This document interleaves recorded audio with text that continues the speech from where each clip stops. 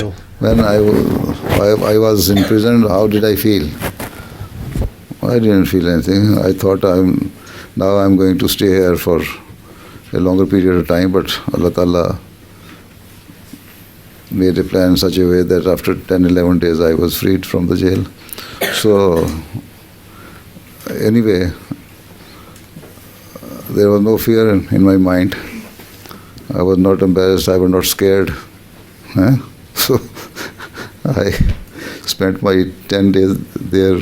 So I cannot say that I was thinking that I am passing through a hard period or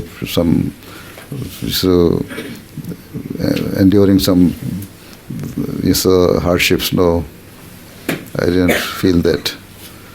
Okay? So because I didn't do anything wrong.